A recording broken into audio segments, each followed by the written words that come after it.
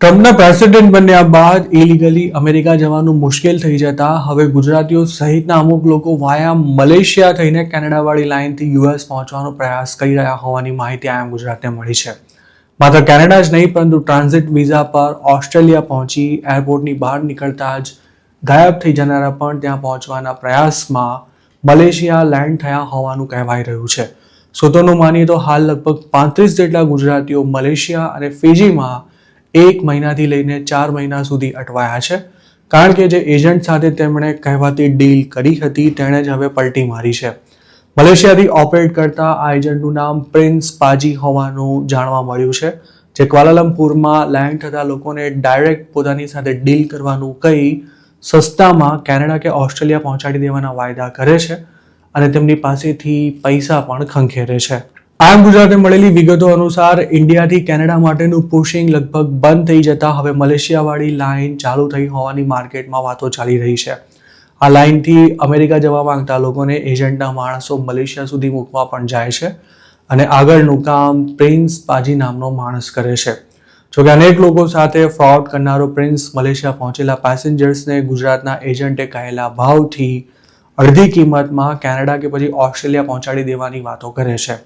આવા પેસેન્જર્સને ડીલ અનુસાર મલેશિયા જતી વખતે $3,500 કેશ લઈને જવાના હોય છે અને આ પૈસા ત્યાં લેન્ડ થતાં જ પ્રિન્સ પાજી કે તેના માણસો કલેક્ટ કરી લે છે.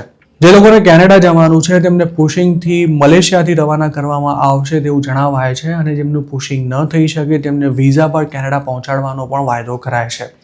જોકે પ્રિન્સ પાજી સાથે જે પેસેન્જર ડાયરેક્ટ ડીલ કરવા તૈયાર થઈ જાય તે પેસેન્જર્સ પાસેથી ટુકડે માત્ર પૈસા જ પડાવવામાં આવે છે.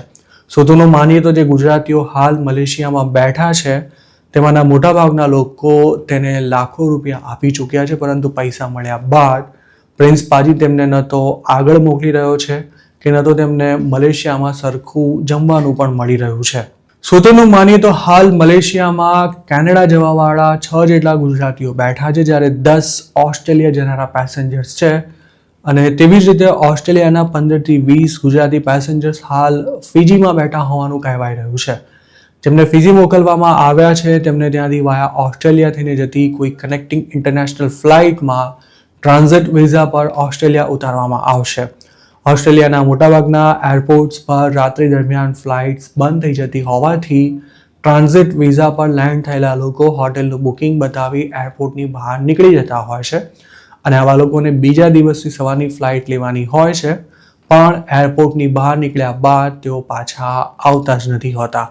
અત્યાર સુધી આ ગેમ મલેશિયાથી પણ ચાલતી હતી તેવો સૂત્રોનો દાવો છે, પરંતુ મલેશિયાથી ઓસ્ટ્રેલિયાના ટ્રાન્ઝિટ વિઝા મળવાનું બંધ થઈ જતા હવે એજન્ટોએ પેસેન્જર્સને ફિજી મોકલવાનું શરૂ કર્યું હોવાનું કહેવાય રહ્યું છે.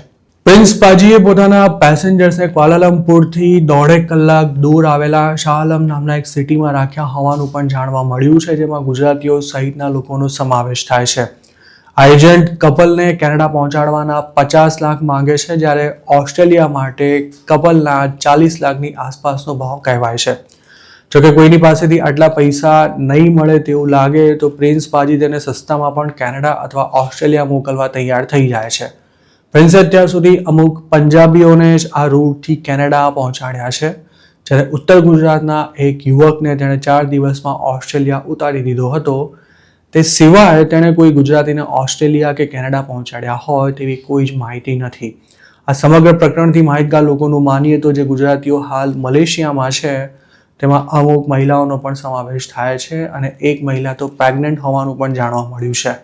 જોકે પ્રિન્સને લાખો રૂપિયા ચૂકવી દીધા બાદ હવે આ લોકો ઇન્ડિયા પાછા આવી શકે તેમ નથી અને પ્રિન્સ તેમને આગળ મોકલવામાં ઠાગાઠૈયા કરી રહ્યો હોવાથી આ તમામ લોકો મલેશિયા અને ફિજીમાં અટવાઈ ગયા છે.